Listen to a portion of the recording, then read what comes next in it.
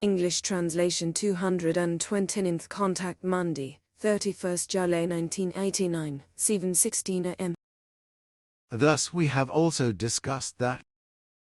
So now I can ask my questions, right? Certainly once again it is about the scrape pictures at Nazca in Peru.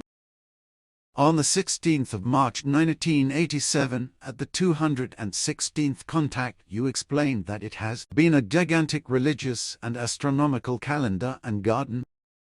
I explained this information to somebody, and of course new questions resulted therefrom, and I am also interested in the answers. Can you give me additional information about those scrape pictures, their purpose and construction, as well as about the Nazca-gods and Nazca-humans? I would like to explain a few things. Each one of the scrape pictures was portrayed by a non-interrupted continuing line. For their construction, drawing patterns were used which were transferred and enlarged onto the ground until the desired size was reached. The Nazcans perfectly mastered the necessary mathematical calculation methods. With ropes that were attached to standing poles that were held by humans with revolving straps, an improvised circle was built which served to scrape the spots that had already been marked with tools. A light sediment layer under the desert surface was uncovered, and in this manner the figures and lines were created. The gigantic scraped figures desert ground that was scraped away symbolized gods that were revered by the Nazcans in those times. At the same time, the scraped pictures were also an astronomical calendar and a huge astronomical garden, because the figures represented portrayals of the gods who, according to the Nazca people's belief, were seen in the star pictures. For the interpretations of the Nazca star pictures, animals and birds known to the people, and also geometric figures were used which were believed to be seen in the star constellations. On the holy god day that was set at that day, when day and night were of equal length, the entire people walked in long marches over the scraped pictures and honored the gods, and they performed rituals and ceremonies to the honor of their great and powerful gods. In order to make their gods peaceful, lower human beings like slaves, enemies and unwanted ones, and so on, were sacrificed and killed in such a manner that they were bound onto special altars, and a heavy wooden thorn or stone thorn was driven into the forehead and the skull, and a cactus thorn was driven through the lips to shut up their mouth for all times and to silence them. Those ceremonies were executed by the priests, who were holy men and who led a prosperous life. The priests were also responsible for performing the sacred rituals and ceremonies on the scraped pictures, which, however, could be entered by the people not only on the holy day of the gods, but also during all other times, and used for private acts of worship. As a rule, the Nazcans were people with high skulls, which means that their skulls showed an exceptionally long skull form which was not of original origin.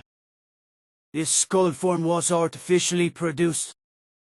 As long as the skull was still formable, it was restricted and bound with round metallic, stony and wooden plates, forcibly leading to a skull of bone form and resulting in an oblong deformation. This procedure was even started with newborns when they were 1 week old. Everything was not an ideal of beauty, but a tribute to the gods, to give them obsequious reverence. Only those Nazcans were permitted to have and wear the oblong skull form who were of higher class, that is to say about the 85% of the population. The remaining 15% were lower people who had to perform slave duty and similar tasks, and who were looked upon as social misfits and so on, and whose well-being or non-well-being, and therefore their life, laid in the hands and will of the higher ones, and especially of the priests. This explanation should be enough. Thank you. Then here is another question regarding the advanced culture of the Mayans and their extinction or downfall respectively. Can you report about this? I suppose that you have knowledge about the history of the Mayans, yes? I have in fact occupied myself with it and know some things about these concerns, at least the things that are known to us in general. The Mayans are Indian peoples and language families in southern Mesoamerica. I have provided you with information about it before, but obviously you want to know more about it. Thus it is Maya as a language exists in southern and northeast Mexico, in Guatemala, Honduras and Belize, with more than 2 million people who are speaking that language. If spatial cultural criteria are taken into account, there must be a differentiation between those people who live in scattered settlings in the woodland of the tropical lowland and those people in the colonial Spanish-oriented village communities of the cold temperate highlands. The Yucatec belong to the first category and are living in the Mexican states Yucatan, Quintana Roo and Campeche, as well as Lacandons and Chorte and Zoancacuils, Quechua and Tzuchils are belonging to the second category. Regarding the hierarchy of political offices, it can be said that in the high regions there is a cult brotherhood, while in the lowlands the organizational form is that of groups of relatives. Some pursue very intensive clearing through fire, whereby beans, pumpkins, and maize are the principal crops that are cultivated. Those who are living in the forests are oriented towards extensive agriculture. A significantly advanced culture of the Mayas developed since the year 2321 before Emmanuel's birth, and it formed the actual traditional Maya religion into the state religion. Today's Mayan Catholicism is riddled with elements of their old customary, traditional religion. The Mayas descendants of today are still venerating the old gods of their ancient religion, which they elevate into a position of Christian saints. Nevertheless, the doings of the distant descendants are still determined by spirit powers. Shamanistic rituals regarding the healing of the sick, the sowing and oracle calendars still belong to the given order. But if we view the time before Columbus, the following can be said. In those times, the Maya were the holders of very highly advanced culture whose heyday began about 300 years after Emmanuel's birth and lasted for about 460 years. Before drought catastrophes broke over the land due to climatic dangers caused bad disaster, unclaimed 14,392 108 human lives in the course of only about 150 years. 1550 years after Emmanuel's birth, the Maya culture found its total end through the Spanish conquests, whereby the conquerors committed terrible inhumaneness, murdered, crimes of all kinds and cruelties without an end. And all of this was done in the name of the Spanish royal house, as well as in the name of God and therefore in the name of the Christian religion. Well, at that time there happened a spatial relocation of the cultural heyday from the south to the north, which led to the last end of the classical Maya culture. That actual relocation and the actual reason for the downfall of the Maya culture can be traced back to earlier causes that were not within the power of the Spaniards. Actually, forces of nature were responsible for the final fall, that is to say, gigantic natural catastrophes through droughts, but also through epidemics, famine and wars. The most powerful causes were 3 drought periods. Back in the year 754, after Emmanuel's birth, the first one began, slowly developed, and later, after about 50 years, became the first drought catastrophe that lasted about 10 years. Because of the severity of that drought, famine spread over wide areas which claimed many deaths. No longer in control because of hunger, children and old people were killed to serve as food, as had also been the case in the land of Egypt when droughts and famines ruled.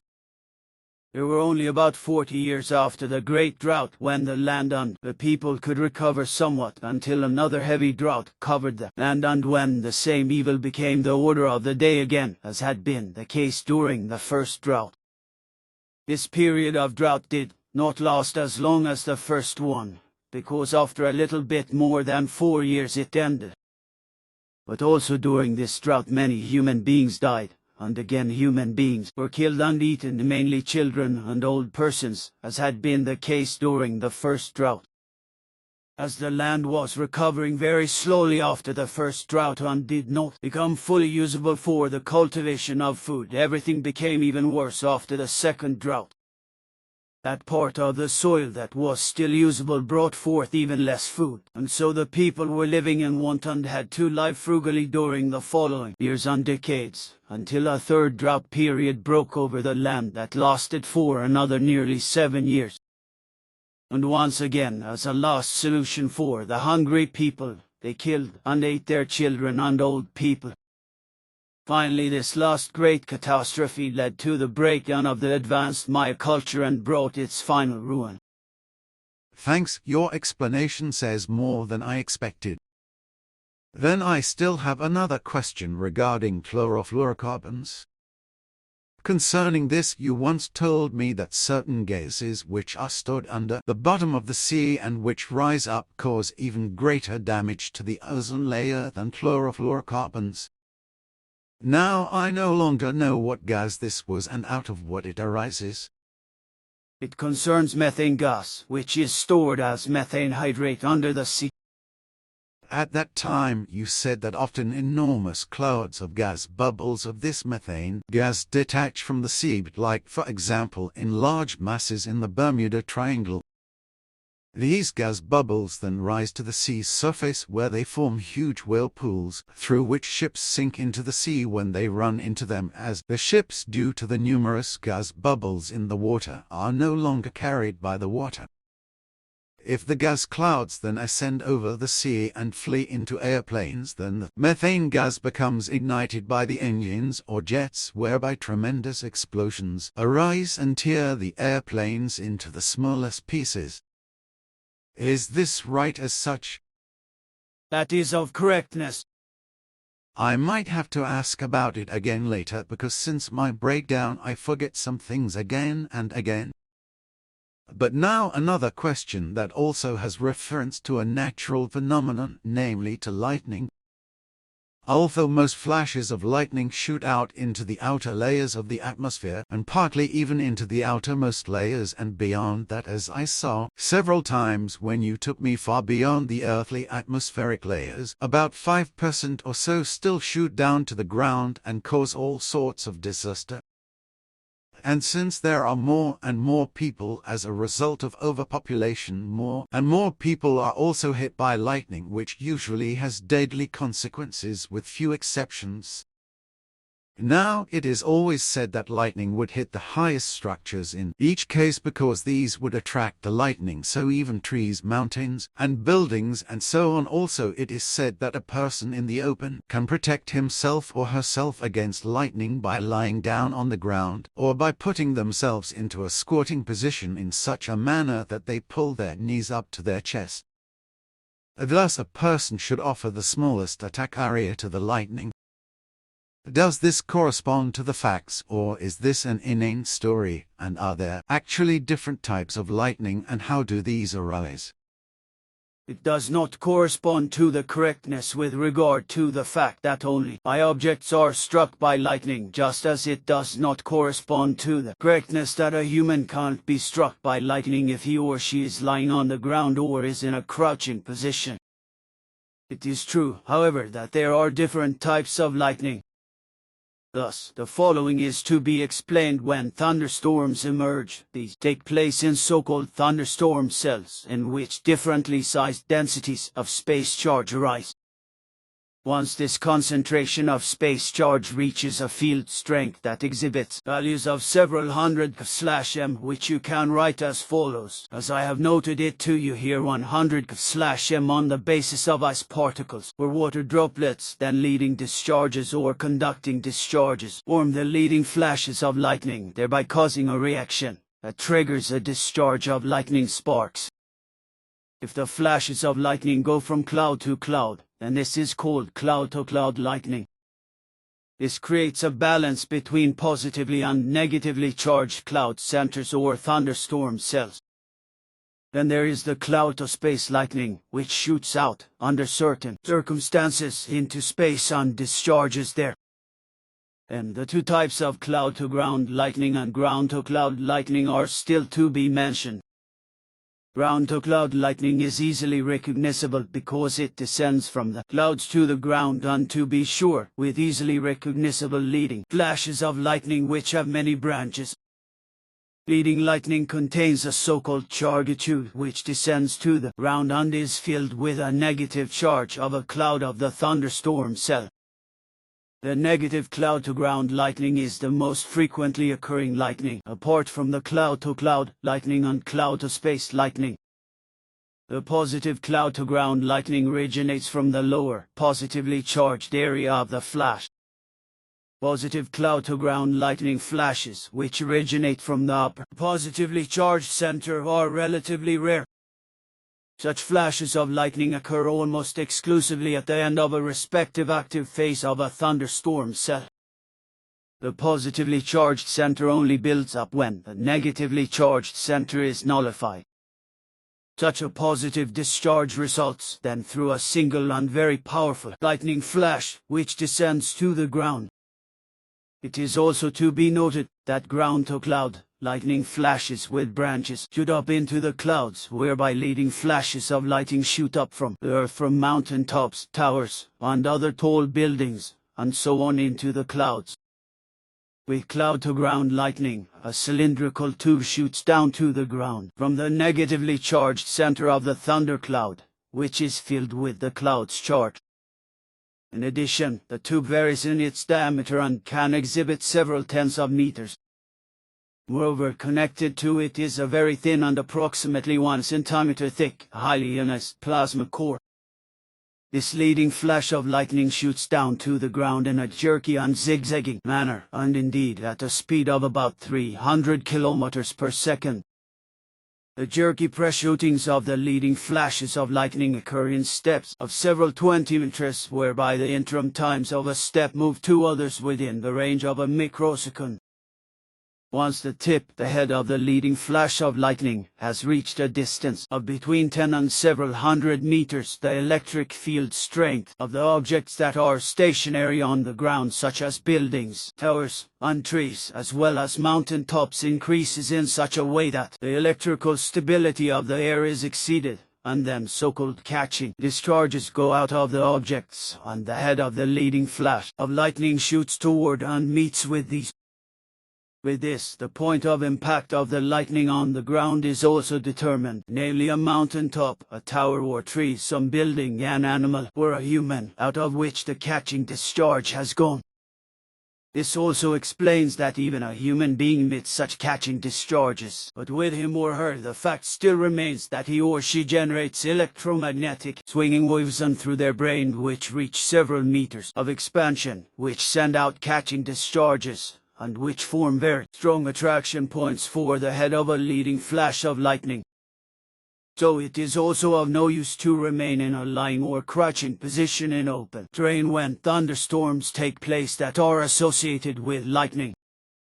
Real protection for human beings only occurs in caves or in enclosed buildings, or in completely closed vehicles and aircraft, and so on. If the head of a leading flash of lightning and a catching discharge collide, then the catching discharge shoots into the leading lightning tube at about 100,000 kilometers per second, and within a few milliseconds allows the stored charge of lightning to discharge to the ground or to the object out of which the catching energy has gone. This, then, is the moment when the actual lightning discharge becomes visible, which lights up very brightly and dazzles the eye. The spark channel created by the leading flash of lightning is heated very strongly, whereby the main flash reaches a temperature of several tens of thousands of degrees Celsius. At the same time, the pressure of the flash rises to about 100 times the normal atmospheric pressure and explodes, through which the crash of thunder rises. Due to the sudden main discharge of the leading lightning tube, a so-called surge current shoots within milliseconds into the object struck by lightning, namely a tree, a building or a tower, a mountain, a ship, airplane, automobile, animal or person, and so on. The surge current of positive ground-to-cloud lightning has a similar course, but with its discharge from the upper positively charged center in the thundercloud, the surge current usually lasts about 10 times longer than with cloud-to-ground lightning. Positive cloud-to-ground lightning also transports in itself a much greater energy charge than what is the case with the negative surge current. This is also the reason why positive cloud-to-ground lightning is much more dangerous than just negative cloud-to-ground lightning. But that, dear friend, should suffice as an explanation. In addition to this, there would actually be an entire course to explain in this regard. That is certainly enough, I think. I did not want to be instructed in such detail. Thank you very much. Everything is complete. The dates and stories of the biblical traditions are truthfully based on legends, deliberate lies and falsifications, and a fraudulently created false and fantasist chronicle. This also applies to the dates of the ancient and real prophets Jeremiah, Isaiah, Elijah and Enoch. The true dates of these prophets are the following, converted to the present Christian calendar. Note per later contact 677 and 678. Pataya states that the order of named and dates was actually erroneously switched by Quetzal. That is to say, the first prophet was Enoch, then Elijah, Isaiah, Jeremiah, and is opposite to what they should have been. A new published edition of this contact block will reflect this change. Name, born day / month / year, died son of Jeremiah, 9th February 662 B. The 3rd September 580 B. The high priest Hilkias to Anathoth. Isaiah 7th February 772 B. The 5th May 690 B. The Amos at Sidon. The 5th February 891 B. The 4th June 780 B. The Josias to Gilead Tisbete. Lia was on April 7, 842 BC with a beam ship brought to Srinagar / India. Enoch 3rd February 9308 B. The 1st January 8942 B. The Cretan of the Pleiadians. The birth times of the prophets were the following: Jeremiah 11:23 am, Isaiah 10:44 am, Elijah 11:2 am, and Enoch 11:1 am. Thank you, but what about Jeremiah's predictions, which are not prophecies? I had to convert these into today's German language understanding, which means that the predictions now sound like this in modern times. When the prophet of modern times spreads his teaching, the time of the great transformation has begun, which will carry itself from the 2nd millennium far into the 3rd millennium after the birth of the prophet Emmanuel. And when the 2nd millennium ends and the 3rd millennium has begun, human beings will be so blinded by gold and all material values that they will count thalers everywhere in all lands. And even when they look up to the sky, they will see only gold, precious stones and thalers in the stars. They will erect places of worship and pay homage to an insubstantial God and to human beings who will be elevated to saints by human beings. The places of worship of the insubstantial deity will become trading places for merchants and money changers. A few notorious landowners and so on who give all kinds of achievements and dwellings and many inventions in feud. He provided things / places on condition of services, fealty, bondage and so on become money-grubbing usurers.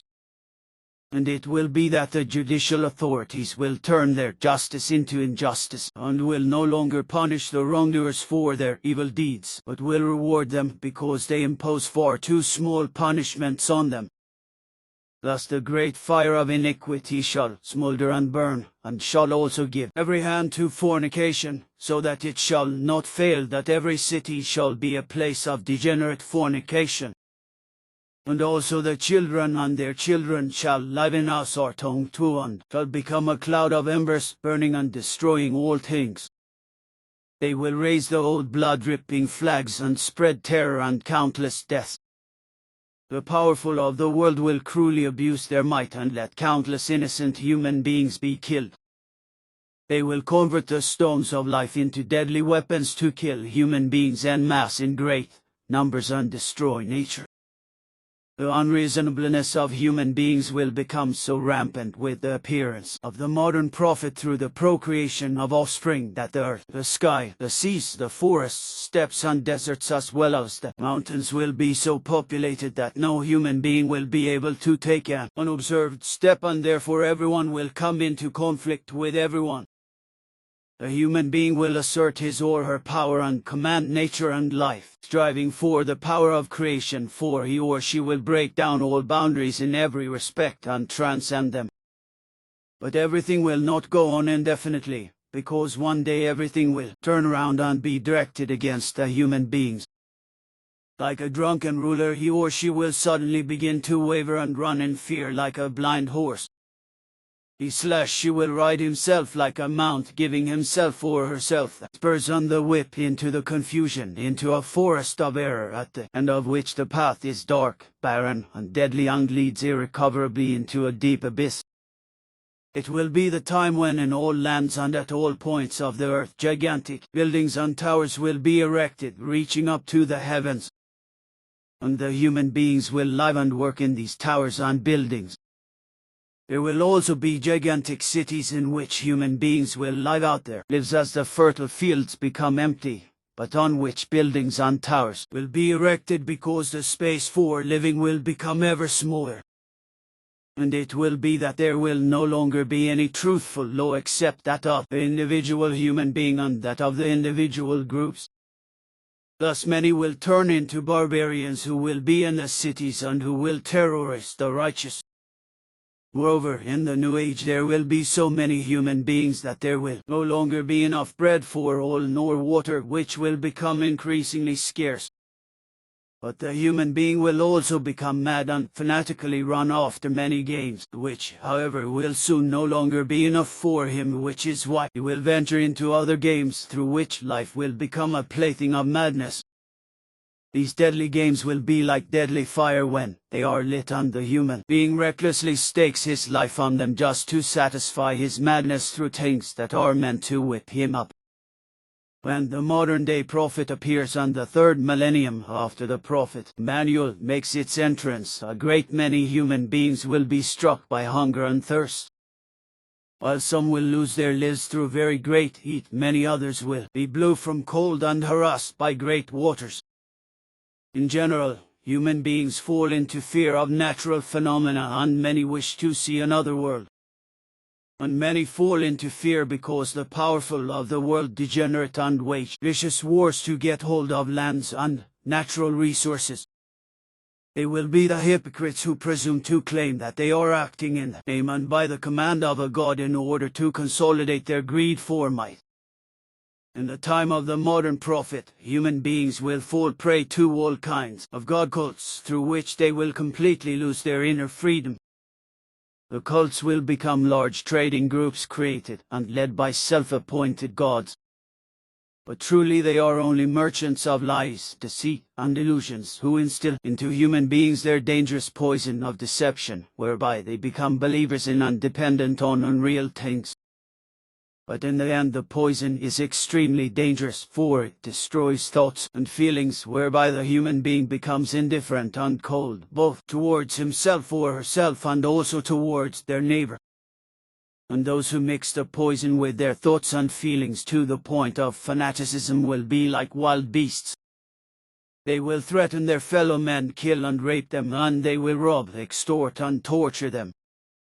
So this kind of human being will assert and get badly out of control of their good human nature to such an extent that life will become a daily horror for all other human beings. When the modern-day prophet is in his work, human beings in general will be bent on gaining as much pleasure for themselves as they possibly can. This enjoyment also refers to man and woman, who both assort and see above and outdo each other to such an extent that the man will repudiate his wife and remarry as often as is possible for him. And he will be submissive to same-sex and two-sex harlotry, and thereby bring deadly plagues upon the world and among all humankind.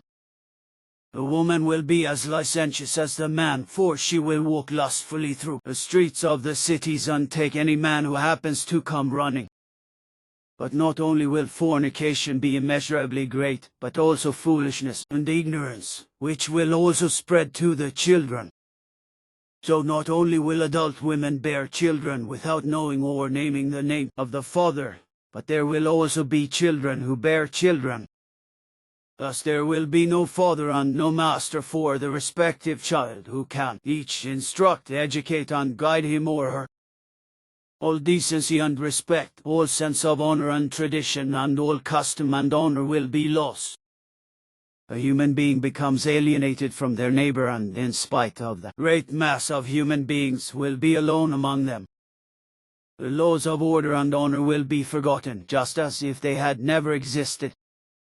So also the ancient proclamation will be forgotten, that the human being can again become a savage if he or she should forget all the human and life values. And with the coming of the modern prophet, fornication will become so rampant that the father will lewdly and incestuously abuse his daughter and the mother her son. Fornication between man and between woman and woman will become rampant, also that the old man and the young man will abuse and rape the child. And all this will happen in the sight of all human beings, against which, however, the judiciary will hardly do anything, but will only pronounce insufficient, slightest punishments. Thus the blood of families will become impure through inbreeding, because evil will spread from bed to bed. And many diseases and pestilences will spread through fornication, whereby the human bodies will take in all the rottenness of the earth, the faces will be tormented and the limbs emaciated. True love will no longer be spoken of, but only carnal and sexual love, whereby the word love will become the greatest threat to all those human beings who can only perceive their knowledge concerning themselves through the flesh. When the modern-day prophet speaks of the code and of the oath and the law, only a few faithful will rally round him, and he will not want to be heard by most human beings. Only a few will rush after the truth when he spreads the teaching of the Spirit, because for the many his voice and teaching will fall away as in the desert. On the other hand, the murky and powerful waters of the great world-spanning, both erroneous and fanatical God cults will spread and false allege God envoys, divines, exalted ones, masters, redeemers, deliverers and salvation kings will do their pernicious work with lies and deceptive work, with deceit, fanaticism, greed for gold, and charlatanry, and gather innumerable thoughtless believers around them. And many among the misguided, fanatical believers will carry weapons as never before, and with them they will kill and murder in even multiplied numbers, while others, as individuals or in small or larger groups, will seek self-death in their delusion of faith. With all these the word of the modern prophet will fall flat as in the wilderness, when he speaks of right and law, of the teaching of truth, of the teaching of the Spirit and of true love, of peace, freedom, harmony and justice.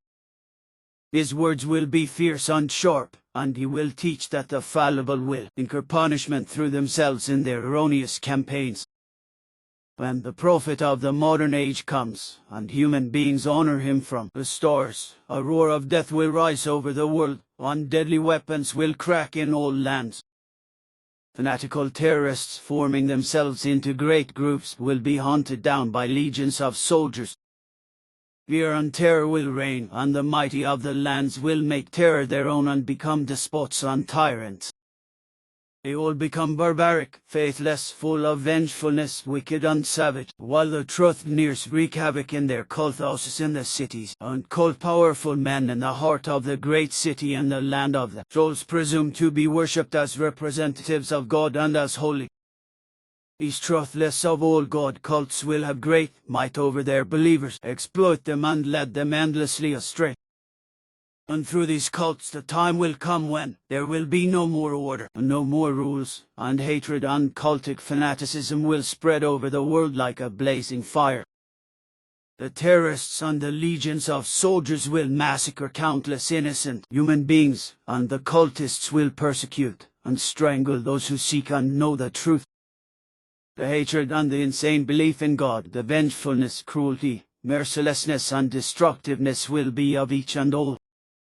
The world will resound with mighty, great and merciless war cries. Cities will be destroyed and the blood of human beings will flow in rivers. And the thank you for the prophet of modern times for revealing the truth will be that he, like all prophets at all times, will be misjudged, blasphemed, denied and murderously threatened of life, attacked and hindered and slandered in the spreading of his word of truth with evil machinations. Also his words of truth and his teaching will be stolen by many wicked ones, by liars and deceivers, and will be distorted in their own favor, as will never have happened to a prophet before. The dishonorable will belittle his honor and claim it for themselves and unlawfully make great profit from it. When the prophet of the new times begins to work, human beings will no longer seek the truth and will no longer judge by the truth, for by the laws and faith of the cults of God they will judge by their blood and by their faith. Human beings will no longer listen to the lamentations of the aged, nor to the weeping of suffering children. Old people, women and children will be disregarded. The old people will be hidden in old people's homes, the women and children will be abused and driven to whoring. And no one will be there to protect them, neither from the slave abusers and pimps nor from the legions of soldiers and terror fanatics who will descend upon them. Hatred and vindictiveness will flood the earth, whose human beings will lie in a mistaken belief of a dubious peace which they hope to attain in vain. For worldwide war will flood the earth, sparing no one.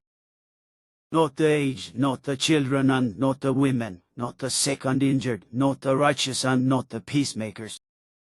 Legions of soldiers and terror fanatics will destroy homes and go murdering, pillaging and plundering through the countryside and cities, killing and destroying everything that gets in their way. When one is gone, the next will follow and do even greater mischief. And the eyes of human beings will be closed, so that they will not see the abused and raped children and women. A modern-day prophet will know what has happened, is happening and will happen on all ends of the earth. He will show that in many lands men, women, and children are dying of hunger, that their bones pierce the skin and inflamed eyes and open sores mark their bodies, on which flies and other poisonous vermin feed en masse. But he will also show that human beings are hunted down like mangy dogs and like rats, tortured and beaten to death, dismembered or otherwise killed.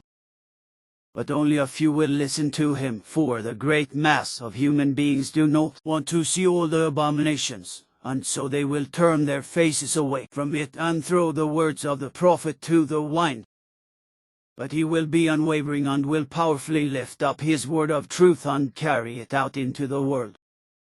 Only a few humans, however, will hear his voice in full and align their thoughts and feelings according to his words, for in the time of the modern prophet human beings in general will be so hostile to fellow human beings and to life itself that they will only care about themselves.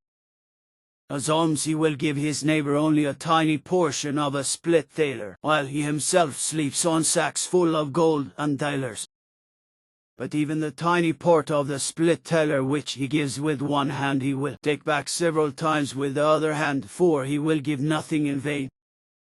If his mind is not filled with profit when he gives, then he will be after soothing his guilty conscience with it. In modern times the human being will also trade with everything, so that nothing will be given without payment.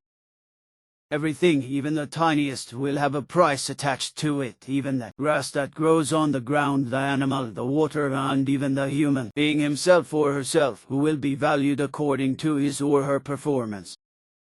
Barter will be abolished and truthfully nothing will be given as a gift, for everything and anything will be subjected to trade and sold. But man will lose his or her own value, namely that of the human being, whereby his or her value will only be that of their goods and chattels and the weight of their own flesh and bones. Everything will be taken from him or her that makes them a human being, for nothing in them will be sacred any more, neither their life nor their thoughts and feelings, nor their body and blood. If he or she dies, then not only will their material legacy be fought over, but also their mortal shell, their blood and their entrails, because in modern times everything will also have its price in this area. Thus human beings will be slaughtered, like animals for the sake of blood and entrails, and will be torn apart and desecrated like carrion.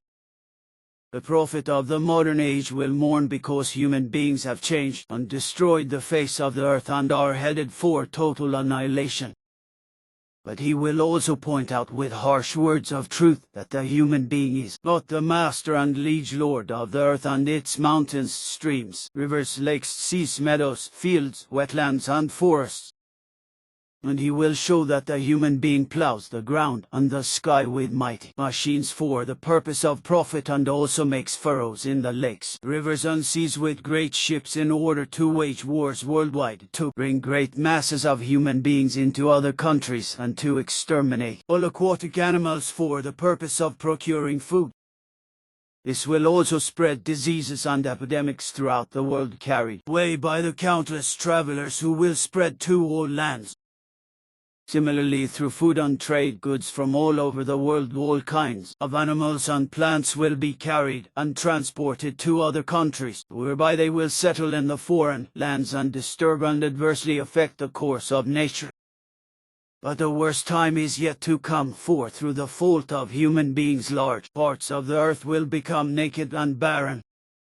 The great forests will fall victim to the greed for gold and money of human beings, and the air will burn because of man-made artificial agents. The waters will become brackish and poisonous and foul-smelling and scarce for drinking. Human beings will exploit the earth's treasures without limit, thoughtlessly and consciencelessly, and exhaust the earth's wealth to the last bushel. The whole world will be polluted by manifold filth, whereby all life will wither. And the hatred of human beings will increase immeasurably, whereby there will also be no difference in one's own family. Little by little he or she will become like a lonely and wild beast, seeking the life of his or her victims. With the appearance of the modern prophet, 1937 years after the birth of the prophet Emmanuel, the time will begin when children will be sold and abused for fornication. So many degenerates will take pleasure in their young skin. Many will be driven to fornication or strangled after lewd abuse or killed by poisons and weapons. But it will also be that very many children will be homeless and live on the streets, where they will fall into the hands of traffickers who will kill them for their entrails and cannibalize them like animals. Others will become targets for murdering henchmen of the authorities, and still others will be treated like servile animals. A human being becomes crude and violent, and in his or her indifference to the weak they will also forget the sanctity and weakness of children, exploit them by labor and ravish them through fornication. The secret of the children's integrity will be broken and destroyed when they are trained like little dogs and led like lambs to the sacrificial stone, to be slaughtered and bled for all kinds of gain. The human being will no longer know mercy and justice, but will only see their own profit and advantage, and they will only live in cruelty. She will become a prisoner of their own gaze, of their own thoughts and feelings. And of their own speech they will be drunk, and will not notice how they go more and more astray unto ruin. She will take lies, images and reflections of the cults of God and their rulers and servants for the truth of the world, for he or she will be like a patient and stupid sheep, with whom can always be done what please. But the consequences for this will not be absent, for like beasts of prey and birds of prey, fanatical wretches of other cults will herd the one like the other into flocks, in order to be able to push them more easily into the abyss and into death. And it will be that the one human being will be set against the other in order to be able to rob and skin them better and to get their goods and chattels. But if they survive, they will be deprived of their thoughts and feelings, and freedom and peace, and often even of their reason. If the time of the new prophet comes, then the kings and emperors and otherwise, all the rulers and the mighty ones of the god cults will be without the truthful knowledge of the creation and its laws. They will rule wickedly, bloodthirstily, and with lies and deceit, and will command all the innocent, idle, and ignorant multitudes. Lying and deceit will be their craft, and from their believers they will hide their true faces behind masks and keep their real intentions secret. But the time is coming when they will be overthrown. But it will be that they will decide the fate of human beings and of everything and everyone, and the common human being will be excluded from the inner assemblies of their own order. Thus it will no longer be the human beings as a group who will decide, but the superiors alone who will lead their regiment at the top and will be horrendously rewarded for their outrages. The individual human being will in reality no longer be free, but a serf of the rulers and superiors, even if he or she believes they enjoy freedom. Alone, on the other hand, only those will rise from savage regions who are not slaves to a faith in God and not to an obedience to authority. But they will first be cursed and damned and accused of delusion, and many a one will be defeated and burned alive or otherwise killed. When the modern prophet has come, the human beings in the world will become as numerous as the people of an anthill. And if a stick is driven into the people, then they will run round and trample each other to death and crush each other like annoying vermin. The human beings will buzz about like confused insects, and great movements of human beings will drift from one place or country to another, traveling or fleeing from war, death and terror. The races of men will mingle unrestrainedly and breed half-breeds, spreading many diseases, pestilences and all manner of human evils, vices and wickednesses throughout the world.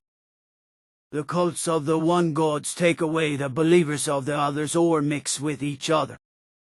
The god cults and their superiors and their rulers and believers will preach and promise freedom, love and peace, but everywhere their talk will be only lies and falsehood, for in their hearts they have only hatred and revenge, retaliation and robbery and plunder. The god cults themselves and their believers will make enemies and wage war against each other. Human beings will transgress all boundaries, and the young will have gray hairs like the old. The way of nature will be forsaken by the human beings and families will be torn apart. They will scatter all over the world and nothing will be able to unite them. The modern age will be a completely different world, and the human being will be a wisenthree without support and security. She will go in all directions without truthful guidance and bring misfortune upon himself or herself. She will no longer have any stability and will constantly stand at an abyss into which he or she threatens to fall. At the time of the new prophet in the second millennium after Emmanuel's birth, until far into the third millennium, human beings will no longer submit to the laws of creation, but will submit to unreal laws and even more unreal gods and their cults. She will try to control his life like a mount, and they will want to determine the sex of the children in the wombs of the women. Thus they will also kill all the children in the womb whom they do not want. A human being will consider himself to be the creation, whereby especially the rulers and all kinds of powerful people will want to gain eternal life. And it will be they who will usurp all the high offices and the best land, as well as all the most beautiful women and men, in order to make them their lewd objects of lust.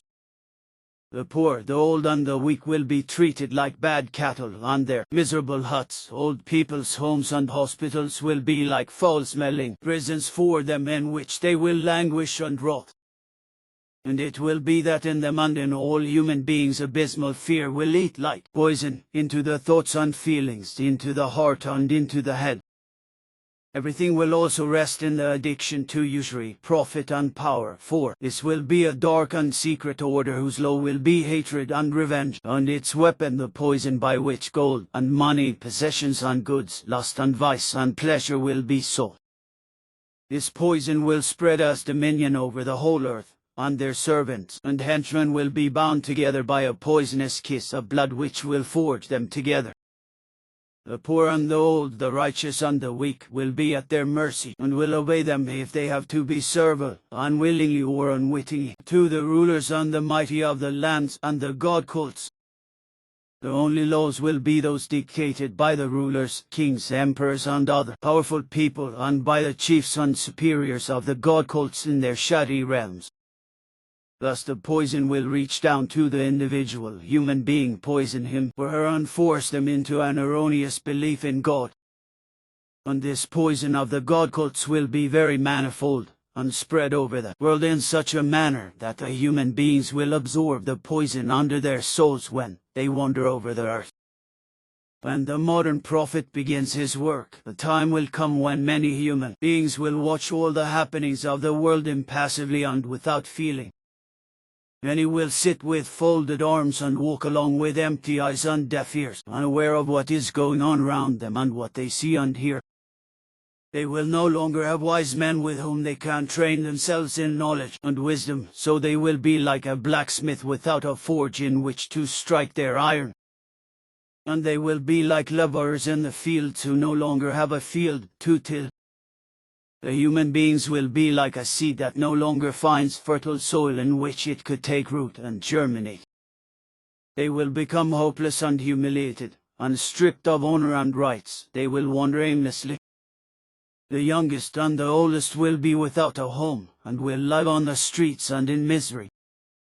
And for many the only way left open for their salvation will be to commit terror, to steal their neighbor's possessions, to deceive and cheat, or to go to war. And for all their misery and distress they will hate their lives and fight viciously against themselves. This will also be the time when human beings will be threatened and afflicted by evils arising from diseases of animals and from evil experiments of human beings, and so also from diseases of the water and of the earth. But the human beings will also storm into heaven with strange companions, and from there bring deadly diseases back to the earth. And on the earth the human beings will destroy much through war and terror, as well as through lust for power and unreasonableness. But they will resurrect it, and will want to preserve all that has been spared. But it will be so that the fear ceases in the human beings of the days that lie before them, because they augur evil. But it will be too late for fear, for there will be great destruction, and the earth will be covered with desolation far and wide. But mighty waters will also become deeper and deeper, and at certain days and times they will flow so mightily that they will sweep everything away like a deluge, destroying and annihilating everything and claiming innumerable human lives. The air and the sun will become poisoned and dangerous through the destructiveness of human beings, eating away at the bodies of the weak. When the modern prophet born, a worldwide war will shake the earth and claim so many human lives as never before in any event. And henceforth more and more wild waters will rise, volcanoes will wreak great havoc, and earthquakes will shake many lands and cause great cities to perish. The weather will assume apocalyptic proportions, and the death of human beings in these events will be immeasurable. So everything will be threatened and destroyed that has not been built or provided with security by the counsel of the wise. Mountains will fall down, and mudslides will bury villages, human beings and animals, and all the goods and chattels of the human beings on the mountain slopes and in the valleys, while in other places the ground will tear itself up out of the depths of the earth. But the human being will not turn to wisdom and deny that very many of the events will be due to their fault. So they will continue in unreasonableness, for they will be stubborn and possessed by pride. They will not listen to the warnings of the prophet, nor to the warnings of the earth, which call out to them. So for a long time there will be no end to the evils, whereby fires and tremors from the depths of the earth will destroy the cities and villages. And as in war, the poor and the barbarians, in spite of the legions of soldiers, will plunder the riches and all the goods left by the human beings. The eyes of the soldiers will be blind against plunder, for they themselves will be plunderers. If the modern prophet is born, artificial substances invented by human beings will enter the air and destroy it in the upper strata. Thus the sun will burn the earth and strike the human beings with the black frost, which will bring death to many. The air will no longer protect the earth and its life from the heat and fire of the sun, for the air will only be a curtain full of holes, so that the burning light of the sun will consume the human beings' eyes and skin, causing them to go blind or die. Like boiling water the lakes and seas will foam up. Rivers will dry up and cities will be buried. Cities, villages, meadows and forests will fall victim to the madness of human beings when they artificially dam up huge rivers and lakes in order to gain power from them.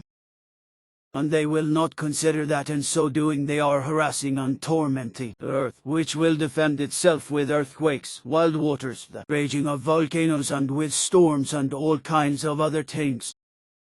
All landscapes and countries as well as islands and even whole continents will disappear.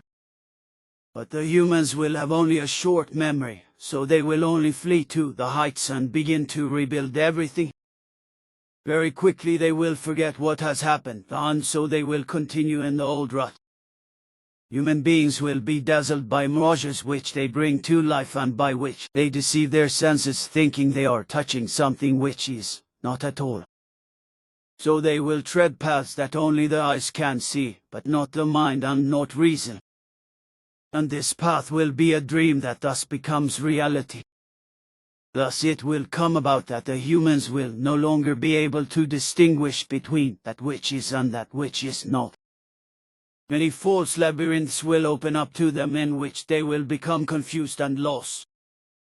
Many god cults and subcults of god cults will rise and mislead and exploit the believers. And those who can devise and awaken all the illusions for the human beings will lie and deceive the stupid and gullible and play an evil game of deception with them. And there will be many who will fall prey to the illusions of the cults of God and their superiors and become slaves, so that they will be like submissive dogs. When the time of the new prophet comes, then the human beings will become greater and greater in number, and they will no longer beget their offspring in the normal way, but by interfering with the woman's procreative and childbearing powers. And so the human being will also create new human beings from tiny parts of a human being, as he will do with the animals. Human beings and animals will cry out for special food and for meat in great masses.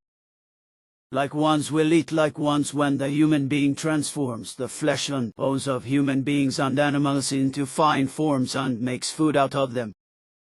And just as animals will eat their own kind, humans will consume their flesh and eat their own parents and siblings. The animals will no longer be in the hands and under the protection of human beings, for they will only be bred in great masses and under undignified living conditions, and then miserably slaughtered. The human being will change the animals according to their will and also make hermaphrodites out of them, inflict endless torment on them and not care about their never-ending suffering. They will interfere with the nature of animals and shape them as they please. The human being will change the laws of life and thus also himself or herself. The human being who formed their origin into a living being of progress will no longer be their own image, but a creature of terror. And terror will also be for the human being's children, for fear, poison, and hopelessness will lie in wait for them, because the human being will only desire children for himself or herself and as their personal property, but no longer for the sake of life and children. Many children will become mere commodities, their bodies sold for labor, fornication, and self-enjoyment. Others will be hounded, tortured, beaten and killed by their own parents and siblings or by degenerate child abusers. Even those children who are protected by their own will be threatened. And they will be poor in thought and feeling and without knowledge, for they will live in false games and in delusions by which they will be seduced, because there will be no master by their side to instruct them in knowledge and wisdom. So no one will teach them to hope and to act and to turn to the knowledge of the real truth. Thus the human being will be arrogant and think himself or herself to be the creation, although they will never be more than they were at birth, namely a human being. And the human being is in need of learning, which is why they have to learn a lot in order to free themselves from their ignorance and from their unwisdom. But they will not be willing to learn and will throw the teaching of the modern prophet to the winds, so that his words will go unheard as in the desert. Thus the human beings will remain in the old manner of behaving, and only a few will follow the words of the prophet. So the human being will continue to think they are creation, will continue to strike, will allow themselves to be overcome by rage and anger, by vengefulness and hatred, by lust for power, injustice, greed for gain and jealousy. But by the might they will have seized over the animals, over nature, over human beings and over life, they will feel strong and let their arms strike even further and, like a wild barbarian, destroy everything around them. Thus, in their thoughts and feelings, as well as in their mind and reason, they will remain a very small dwarf, although in some matters of progress they will possess the powers of a giant. So in this wise they will progress with the steps of a giant, but will not know which way to take in the days to come, because they lack all knowledge and wisdom to do so. Although his or her head will be very heavy with knowledge they have acquired, it will be a knowledge of uselessness, because it is only based on values which are not of the spirit and are not unified with the laws of creation, but are only based in human laws. Thus, in spite of all their knowledge, they will be very poor in true knowledge, for they will not know why they live and die. So they will continue to be the impetuous one, as they have always been, the one who wildly and stupidly waves their arms, speaks mad words, or whimpers softly, like a child still incapable of speech. Already in the second millennium after Emmanuel's birth, and even before the modern prophet will be born, a worldwide war will roll over the earth, and so it will be 2 years after his birth. But this will not be the end, for as of old, new greater and lesser wars will be everywhere and will also carry themselves far into the third millennium. All countries in all four winds will become the spoils of war for degenerate greed for power, and countless human beings will be handed over to death in the process, just as they will be through the cult of God, which will emerge madly and falsely from the teachings of the prophet Emmanuel, because they will fall prey to an unimaginable falsification. In their own lands human beings will fight and cut each other's throats, and there will be wars between countries and believers in the cults of God. From the Hebrews will become Jews, and from them 12 tribes will branch off as believers in Allah. From Emmanuel's teachings will come a Christian cult, and both this and the Jews and the believers in Allah will not cease to war with each other until the third millennium after Emmanuel's birth. The earth will become a bloody battlefield all around, one of the reasons being that each cult of God shall be the correct one and the better one than the other. Thus the believers of all God cults will imagine themselves to be in soul purity and in the only true faith, and will want to defend their erroneous faith. The believers of one God cult will confront the other believers of the other God cults with might and disputes, with hatred and revenge, as well as with suspicion, deceit and murderous intent, whereby it will be inevitable that death will advance everywhere. And through all this evil, a great many human beings will also be deprived of human rights and life, for they will be deprived of all rights, given no bread and no roof. They will be the poorest of the poor and will have to walk naked and for sale. They will have only their own bodies. They will be outlaws and outcasts, far from all those who live in joy, glory and abundance. But those who live in this manner of abundance will, in their guilt, growl and threaten the poorest, occupy their lands and multiply groundlessly. They will very well hear the harsh and righteous words of the modern prophet, but they will be indifferent and fear no retribution. But their arrogance will one day collapse when the masses of the people become barbarians and storm the palaces of the rich, the rulers, the superiors, the mighty and the rulers of the cult, and destroy, plunder and seize everything. When the work of the modern prophet begins, human beings will already have entered an impenetrable labyrinth of fear, destruction and asarton. To his/her fear will close their eyes and ears so that they can no longer see or hear what is going on around them. His/her thoughts and actions will be full of suspicion, and fear and dread will accompany them at every step. But they will have no rest, because they will be constantly driven forward. But the voice of the prophet of the modern age will be loud, harsh and just, that it must be heard by all. And it will also be heard by those who close their ears and pretend to be deaf. But many will hear the voice, but deny it because they continue in the old behaviors and want to possess more and more. But they lose their heads to the illusions of the cults of God unto those who want to be their masters through lies and falsehood. Thus human beings will be deceived by those who call themselves their shepherds, but there will only be bad shepherds. When the millennium comes to an end, when the modern prophet will have faded away, when 800 years will have passed after his death, human beings will finally be ready to open their eyes and ears, so that they will see and hear. But this will be because the might of the prophet's word will begin to work for centuries and penetrate the thoughts and feelings as well as the reason of the human beings. It will be a very arduous work that the prophet and his faithful will have to accomplish, but their effort will not fail to reap the rewards. Thus human beings will slowly free themselves from the cults of God and turn to the truth of the Spirit and the creation. They will no longer be trapped with their heads in the erroneous teachings of the God cults and will have their eyes and ears open so that they can see and hear from one end of the earth to the other and now understand each other. They will have become aware that every blow that strikes the neighbor hurts and injures him. The human beings will form a great community of which each is a part of the other. True love will create peace and freedom and unite humankind. So, in addition to many languages, there will also be a special language which will be understood and spoken by all human beings. And this will finally be the beginning of the birth of that which is new, the truly human. And when the end of the millennium comes, human beings will have conquered the heavens and will fly out to the stars.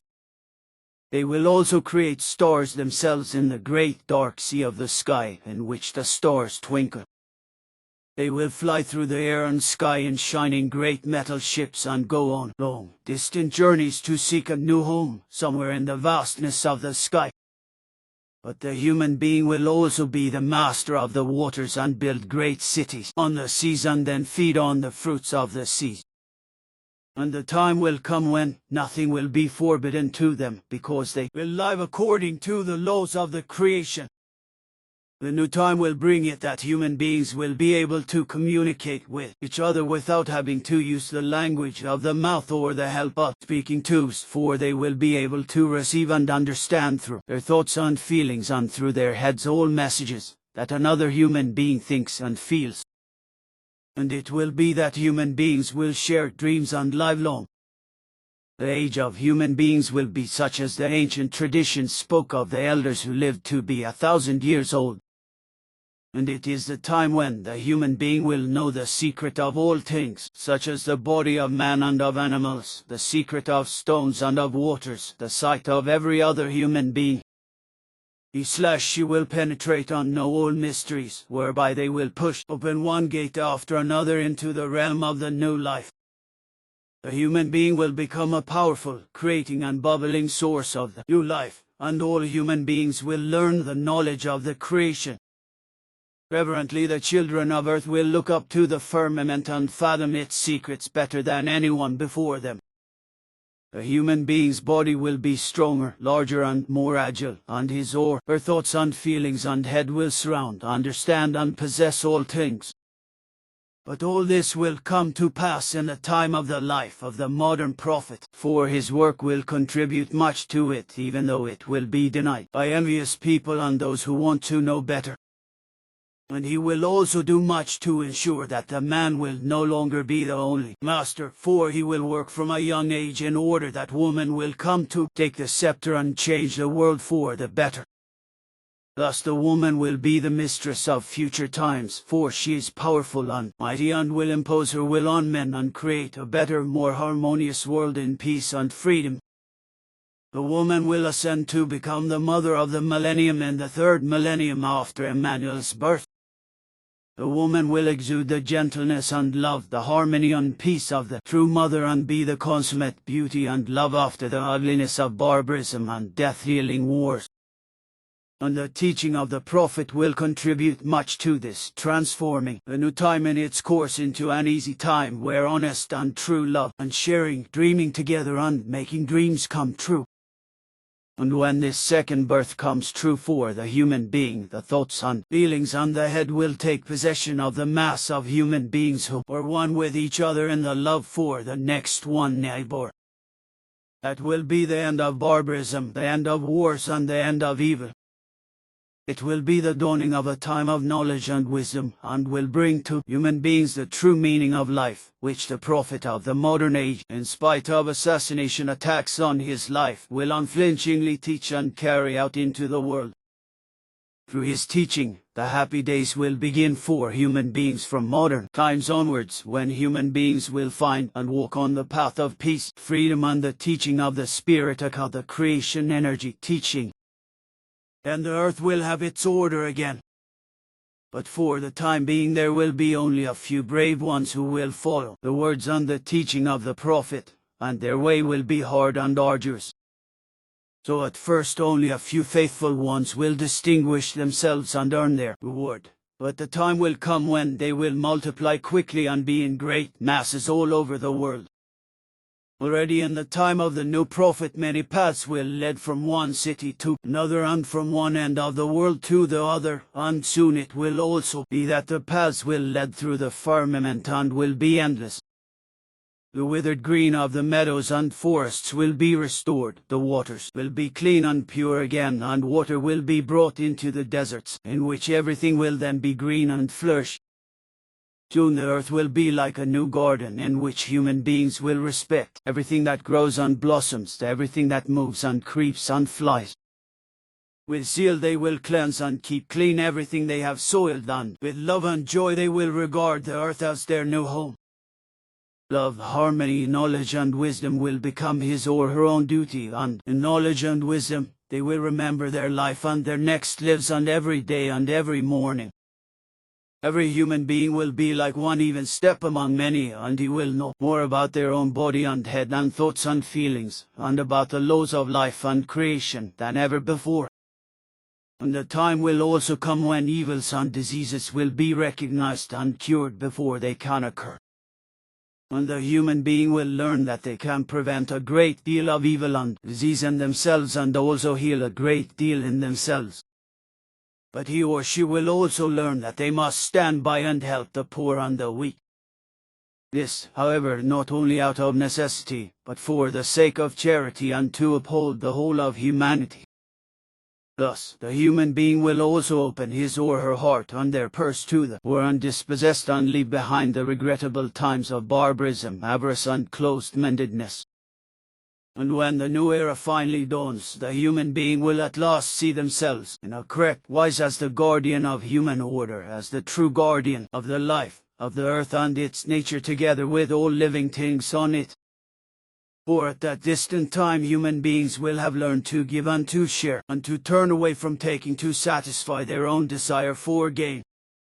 A human being will finally be a human being, and no longer alone among all the many.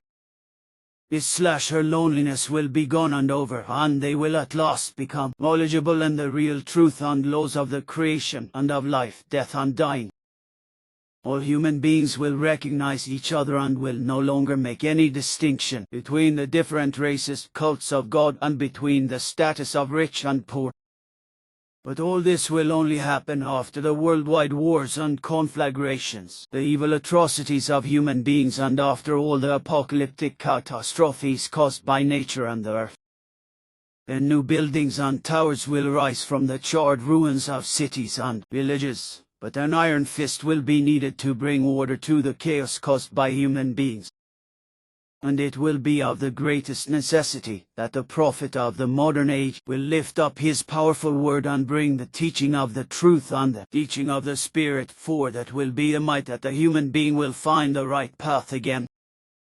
And through the new prophet's teaching, human beings will come to know that not only they but all living beings are bearers of the Spirit and the light, and creatures to whom respect must be paid. And when the human being knows this, then they will found new cities on the earth, on the waters, under the waters, and in the firmament, whither they will travel in silver metal ships. Thus the human being will remember what once was, and thus they will know how to fathom what will be in the days and times to come. They will learn to understand procreation and birth and life, death and dying, and will lose all fear and dread of them, because they will turn to the teaching of the prophet. And the human being will have the time of several lives, because their age will be prolonged, and they will become knowledgeable that the light is never extinguished, and that life continues also in death and in revival, for their knowledge will become comprehensive wisdom. These, my friend, are Jeremiah's predictions for the end of the second millennium and the coming of the third. These actually are not prophecies but rather predictions, which will therefore fulfill themselves under all circumstances. Do you know whether there are also predictions or prophecies of other prophets, which we here on earth do not yet know or no longer know because they have been lost? Yes, there are such. Could you also make these accessible for me? Perhaps once at a later time. For today anyhow it must be enough, for my duty calls me again, which is why I must go now. Until we meet again, my dear friend. Until we meet again. But when will you come back? It will take some time because I will be away for 2 months. Then until then.